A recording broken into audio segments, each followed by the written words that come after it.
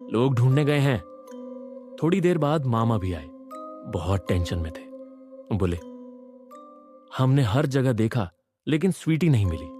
फिर मम्मी जोर से बोली, अच्छे से ढूंढिए, ये क्या हो रहा है गांव में। 2 घंटे बाद 2 लोग एक बच्ची को गोद में उठाकर लाए। औरत भागती हुई आई और रोते हुए बोली, स्वीटी बेटा, क्या हुआ तुम्हें?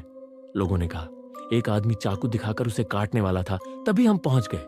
जैसे ही पास गए वह आदमी अदृश्य हो गया। बच्ची बेहोश थी, इसलिए उठा लाए।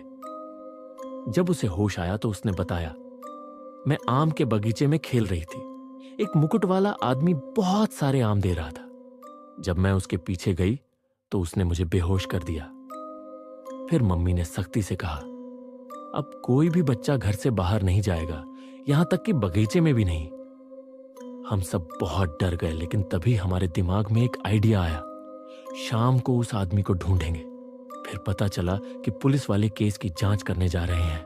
लेकिन अगली सुबह खबर आई, जिस पुलिस वाले ने खोज की थी उसकी भी गर्दन काटकर उसी पुल पर लटका दी गई। अब तो गांव में हर कोई डर गया। मम्मी ने कहा, तुम बच्चों को दीदी के पास छोड़ देते हैं, वरना कुछ हो गया तो कौन जिम्मेदार होगा। मैंने बाहर आकर कहा, मम्मी, मैं आपको छोड़कर नहीं जाऊंगा, हमें साथ रहना चाहिए। मम्मी रोने लगी और बोली, अब हमारा क्या होगा? हम सब ने तय किया, किसी भी तरह उस साइको किलर को खत्म करेंगे। फिर हमने सोचा, वह केवल शाम को ही क्यों आता है? क्या उसे धूप से डर लगता है? हम सुबह स्कूल के पास गए और वहां जो देखा वो रोंगटे खड़े कर देने वाला था। छोटे छोटे बच्चों की हड्डियां, किसी के ताजा शरीर के टुकड़े पड़े थे और चारों ओर खून ही खून था। फिर एक लंबा काला साया हमारे पीछे आ गया। जब पलट कर देखा तो एक लंबा कद, काले कपड़े, जोकर जैसा चेहरा और उसकी आंखों और मुंह से खून टपक रहा था।